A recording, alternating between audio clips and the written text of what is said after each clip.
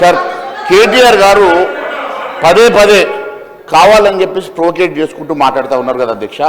నిజంగా వారికి ఒకవేళ మాట్లాడాలనుకుంటే చర్చ పెట్టండి అధ్యక్ష, అన్నిటి మేము చర్చకు సిద్ధంగా ఉన్నాం. ఈరోజు సివిల్ సప్లైస్ గురించి మాట్లాడారు కదా, ఎఫ్సీఐ గురించి మాట్లాడారు కదా అధ్యక్ష. అతిపెద్ద స్కాము వారి హయాంలోనే మొదలైంది అధ్యక్ష.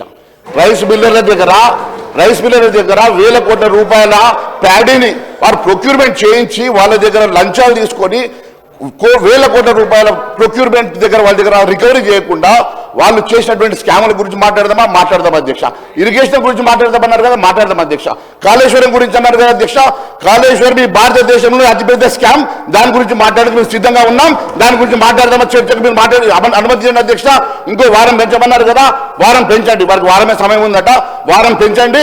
వారం రోజులు దేని మీద అంటే దాని మీద మేము మాట్లాడడానికి మేము సిద్ధంగా ఉన్నాం అధ్యక్ష. ఈ రకంగా అన్యాయంగా కేంద్ర ప్రభుత్వం గురించి కానీ దేని గురించి మాట్లాడిన ఊరుకునే సమస్య లేదు అధ్యక్ష.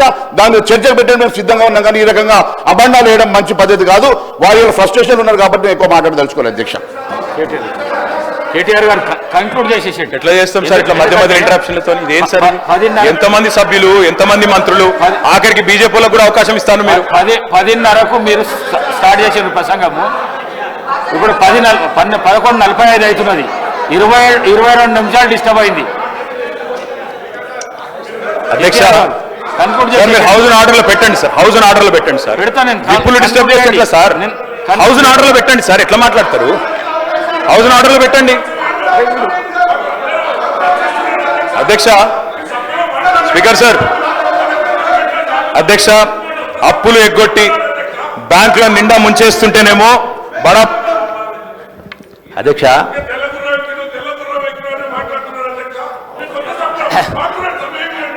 అధ్యక్ష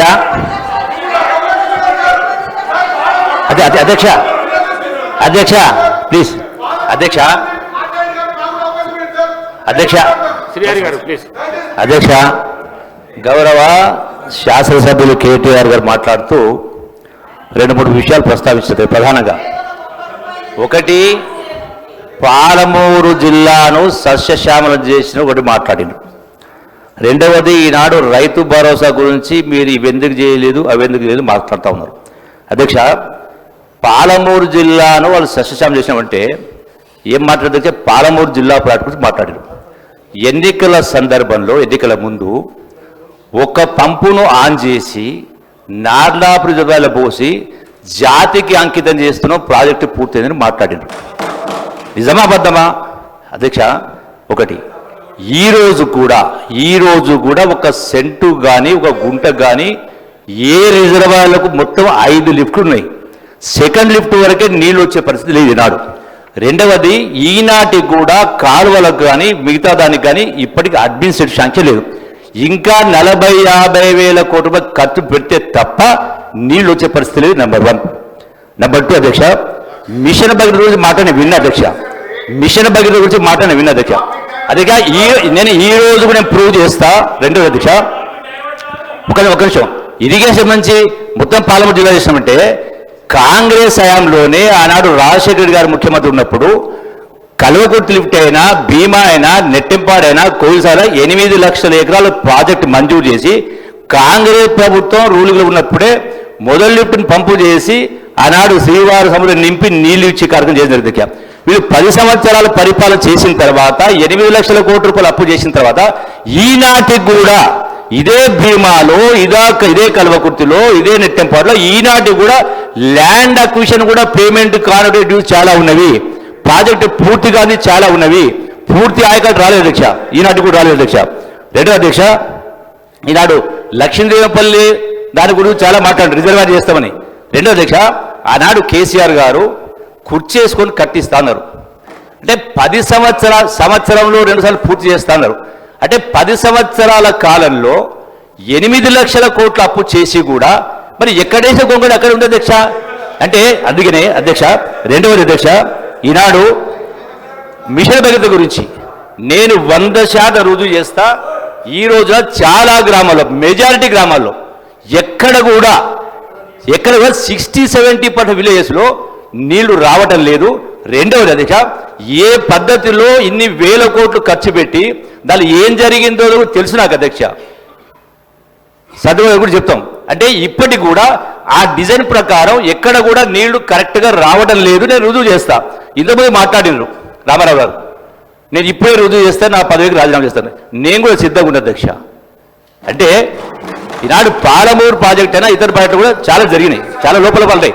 రెండోది అక్కడ కాళేశ్వరం గురించి మాట్లాడారు. మరి కాళేశ్వరంను ఆ స్థాయిలో ఇన్ని వేల కోట్లు ఖర్చు పెట్టి, ఇన్ని లక్షల కోట్లు ఖర్చు పెట్టి ఏం జరిగింది తెలియదు అధ్యక్ష. ఈనాడు రెండవది, ఈనాడు దీని గురించి మాట్లాడుతూ ఉన్నారు. ఎందుకు మీరు రైతు భరోసా లేదు చేస్తున్నారు, వాళ్ళు చేస్తున్నారు, వీళ్ళు చేస్తున్నారు, ఇదేందుకు చేస్తున్నారు, అదేందుకు చేస్తున్నారు మాట్లాడుతున్నారు. దీనికి కారకులు ఎవరైతే అధ్యక్ష? అంటే రాష్ట్రాన్ని 64 సంవత్సరాలు పరిపాలించినట్టు సుమారు 14-15 మంది ముఖ్యమంత్రులు పరిపాలన చేస్తే ఆ ఉన్నటువంటి అప్పు 70,000 కోట్లు. మీరు 10 సంవత్సరాల్లో ఒక ముఖ్యమంత్రి గారు 7 లక్షల చిల్లర అప్పు ప్లస్ విద్యుత్ సంస్థ మొత్తం 8 లక్షలు. ఇక్కడ ప్రస్తావిస్తా ఉన్నా. గతంలో ఫైనాన్స్ మినిస్టర్ గారు హరీష్ రావు నేను ప్రశ్నిస్తా ఉన్నా అధ్యక్ష, నిజాయితీ చెప్పడానికి కూడా ధైర్యం కావాలి. గత శాసనసభలో ఇక్కడి నుంచే నేను మాట్లాడినా. ఏమన్నా అధ్యక్ష, మొన్న ఈ మధ్య కాలంలో కూడా పేపర్లను చూసిన, మేము చేసింది 3 లక్షల కోట్లే అప్పని మాట్లాడి, అంటే ప్రజలు తప్పు పట్టించే ప్రయత్నం చేస్తారు. నేను మళ్ళీ అడుగుతా ఉన్నా, ఈ రోజున మీరు ఇరిగేషన్ పైన చేసిన అప్పు సుమారు 1,00,000, 2 లక్షల కోట్లు, 3 లక్షలు అప్పు చేసినారు. దానికి అప్పు ప్రభుత్వం గ్యారెంటీ ఇచ్చినప్పుడు ఈ అప్పు కట్టే బదులు ప్రభుత్వం చేస్తుందా? రైతుల దగ్గర మీరు ఆ డబ్బులు వసూలు చేసి కడతారని చెప్పండి, దమ్ము దగ్గర చెప్పండి. అట్లాగే మిషన్ భగీరథ పేరు అప్పు చేసినా చేయలేదా? రైతుల నుంచి ఆ 50,000 కోట్ల అప్పు వసూలు చేసి కడతారా మీరు? ప్రభుత్వం కట్టద్దా? అంటే అందుకనే ఎంత గొప్పగా మాట్లాడినాం, ఎంత పాండిత్యం లెక్క కాదు అధ్యక్ష. నిజాయితీగా మాట్లాడాలి. మీరు రుజువు చేయాలన్నప్పుడు నేను ఇప్పుడు రాజీనామా చేస్తా చెప్పండి మరి. అందుకని ప్రజల్ని తప్పుదో పట్టించే ప్రయత్నం చేయొద్దు, నిజాయితీగా మాట్లాడండి. మాట్లాడిన 4 ముక్కలని నిజాయితీగా మాట్లాడే కార్యక్రమం చేయనని నేను సభ ద్వారా విజయం చేస్తా ఉన్నా. ఈరోజు ఇవన్నీ ఆర్డర్ కారణం ఎవరు? మీరు ఇన్ని లక్షల ఈరోజు నెలకు 6,500 కోట్ల రూపాయలు వడ్డీ అసలు కట్టాల్సి వస్తూ ఉంది. మీరు ఈ అప్పు చేయకపోయి ఉంటే ప్రతి నెల రైతు భరోసా ఇస్తా ఉండండి. ఇంత అప్పు చేయకుండా ఉంటే, 20,000 కోట్లు వడ్డీ కట్టకుండా ఉంటే, దీని మొత్తానికి కారకులు మీరై మళ్ళీ తగుదలమ్మా అని ఆరోపణ ఎంతవరకు సమంజసం, ఎంతవరకు న్యాయం అధ్యక్ష? దయచేసి గమనించాలి సభ్యులు. అధ్యక్ష, మంత్రి గారు ఏదో నిజాయితీ గురించి మాట్లాడినారు. నిజాయితీ గురించి మాట్లాడారు అధ్యక్ష. నిజాయితీ గురించి మాట్లాడితే అధ్యక్ష, ఇదే మంత్రి గారు గతంలో కేసీఆర్ గారు ఎంత గొప్పగా పరిపాలించారో చెప్పిన మాటలన్నీ ప్లే చేయమంటే చేస్తా. ఒకటి. రెండో అధ్యక్ష, హరీష్ రావు గారు ఇంత స్పష్టంగా శాసనసభలో నిన్నగాక మొన్ననే కదా అధ్యక్ష మొత్తం ఆర్బీఐ లెక్కలు వివరిస్తూ సావధానంగా ఏం చెప్పారు అధ్యక్ష?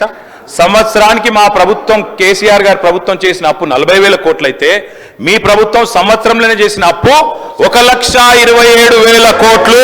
ఇది ఆర్బీఐ లెక్క. రేవంత్ రెడ్డి లెక్కనో జూపల్లి కృష్ణారావు లెక్కనో చెల్లది, ఆర్బీఐ లెక్కనే చెల్తది అధ్యక్ష. వాళ్ళు ఒకటే అబద్ధాన్ని 100 సార్లు చెప్పి నిజం చేద్దాం అనుకుంటే ప్రజలు నమ్మరు అధ్యక్ష. ఇంకొక మాట చెప్తా ఉన్నా అధ్యక్ష, మంత్రి గారు చెప్తున్నారు, ఏదేదో చెప్తా ఉన్నారు, రాజీనామా చేస్తా, ఇది చేస్తా, అది చేస్తా. అధ్యక్ష, ఇదిగో మహబూబ్ నగర్ లెక్క ఇది అధ్యక్ష. మహబూబ్ నగర్ లో ఆనాడు పెండింగ్ ప్రాజెక్టులుగా వదిలిపెట్టిపోయిన కేఎల్ఐ, భీమా, నెట్టెంపాడు 4,000 కోట్ల రూపాయలు ఖర్చు పెట్టి 6.5 లక్షల ఎకరాలకు నీళ్లిచ్చిన మాట వాస్తవమా కాదా మంత్రి గారు గుండె మీద చేసుకొని చెప్పాలా అధ్యక్ష? పాలమూరులో ఈ రోజు వ్యవసాయ విస్తీర్ణం పెరిగిన మాట వాస్తవం కాదా అధ్యక్ష? ఇంకా వారు ఏదేదో మాట్లాడుతున్నారు. 8 లక్షల కోట్ల పని ఒక ఆయన, 7 అని ఒక ఆయన, 10 అని ఒక ఆయన. నోటికి ఎంత వస్తే అంతేనా మంత్రులు అంటే చదువుకొని రావాలి. ఎటువడతాడు వచ్చి మాట్లాడతాం ఇష్టం ఉన్నట్టు ఎట్లా సార్ అధ్యక్ష? ఏం సార్ ఇది? వాట్ ఇస్ గౌరవ సభ్యులు ఛాలెంజ్ చేస్తా ఉన్నారు. మీరు స్వయంగా అరగంట టైం ఇచ్చి రికార్డు ఇప్పియండి. నేను చెప్పింది అబద్ధమైతే వీళ్ళు ఒప్పుకోవాలా? ఒకవేళ మీరు చేసినటువంటి ఇరిగేషన్ ప్రాజెక్టుల మిషన్ భగీరథ చేసిన అప్పును రైతులు భరిస్తారు, నీళ్ళు ప్రజలు భరిస్తారని చెప్పండి. లేదంటే అప్పనే ఒప్పుకోండి. ఈ రెండు నిజం కాదంటే నేను సిద్ధంగా ఉన్నా, నేను మాట కట్టుబడి ఉంటా. అందుకని నిజం చెప్పడానికి ధైర్యం ఉండాలి అధ్యక్ష. ప్రజల్ని సభ ద్వారా తప్పుదో పట్టించే ప్రయత్నం చేయొద్దు. 9.5 కోట్లు ఎట్లా సార్? ఇన్నిసార్లు డిస్టర్బ్ చేసి కంక్లూడ్ అంటే మధ్యలో లేవనెత్తిన ప్రశ్న క్లారిఫికేషన్ ఇవ్వద్దా సార్? వారికి చెప్పండి సార్, మధ్యలో డిస్టర్బ్ చేయొద్దని చెప్పండి. మంత్రులు ఒకరి తర్వాత ఒకరు లేస్తే ఏం చేస్తాం అధ్యక్ష? వారికి నేను స్పష్టంగా చెప్తున్నా, వారు అడిగిన ప్రశ్నకే సమాధానం చెప్తున్నా సార్. ఆర్డర్లో పెట్టండి సార్, ఇది ఏం పద్ధతి సార్ ఇది? అధ్యక్ష, వారు అన్నారు అధ్యక్ష, రైతులకు మీరు ఉచితంగా ఇచ్చిన్నారు. ఎస్, 9.5 ఏళ్ళు రైతులకు ఉచితంగానే నీళ్లు ఇచ్చినాం. భూమి శిస్తు రద్దు చేసినాం, నీటి తీరువా రద్దు చేసినాం. ఎస్, రైతులకు ఉచితంగా నీళ్లు ఇచ్చేందుకు కోట్ల రూపాయలతో ప్రాజెక్టులు కట్టినాం, వేల కోట్లతో. భవిష్యత్తులో మా ప్రభుత్వం మళ్ళీ వచ్చిన తర్వాత కూడా అదే పాలసీ కంటిన్యూ చేస్తాం. తాగునీరు ఉచితంగానే ఇచ్చినాం, బరాబర్ రేపు మళ్ళీ వచ్చిన తర్వాత కూడా అట్లే ఇస్తాం, అందులో అనుమానం అక్కర్లేదు.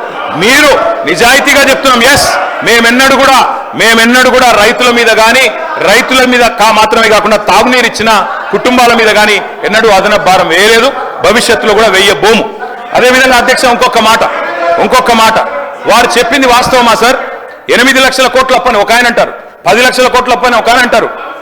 మన ఆర్థిక మంత్రి గారు 6,71,000. మంత్రుల మధ్యనే సమన్వయం లేదు. ఏం చెప్పాలో నెంబర్ కరెక్ట్ గా ట్రైనింగ్ చేయండి ముఖ్యమంత్రి గారు. అధ్యక్ష, నేను ఒకటే అడుగుతా ఉన్నా అధ్యక్ష, విత్తనం వేసిన నాటి నుండి, నేను సబ్జెక్ట్ మాట్లాడుతున్నా సార్, విత్తనం వేసిన నాటి నుండి పంట అమ్మేదాకా రైతుకు ఎన్ని గండాలు ఎన్ని కష్టాలు ఉన్నాయో మనందరికి తెలుసు సార్. అందుకే పారిశ్రామికవేత్తలకు ఇచ్చినట్టు ప్రోత్సాహకాలు రైతులకు గుడియాలనే ఉద్దేశంతోనే ఆనాడు ఎప్పుడో మహాకవి శ్రీశ్రీ గారు చెప్పినట్టు అధ్యక్ష, పొలాలనన్నీ హలాల దున్ని బలం దరిత్రికి బలి కావించే కర్షక వీరుల కాయం నిండా కాలువగట్టే ఘర్మజలానికి ఖరీదు లేదో అన్నాడు శ్రీశ్రీ. అంటే అధ్యక్ష, ఘర్మజలం అంటే చెమట. ఆ చెమటకు ఖరీదు ఎట్లా కడతాం? రైతే కులమేదైనా, ఆయనకున్న విస్తీర్ణం ఎంతైనా రైతే తెలంగాణలో. కాబట్టే మేము వ్యవసాయ స్థిరీకరణ కోసం ఆనాడు పరిమితి పెట్టకుండా అందరికి ఇచ్చే ప్రయత్నం చేసినాం. ఐటీ అని, పాన్ కార్డు ఉందని, ఐటీ ఉద్యోగులని లేదా పోడు పట్టాలని, ఒక పంట అని తప్పించుకునే ప్రయత్నం చేయలే అధ్యక్ష.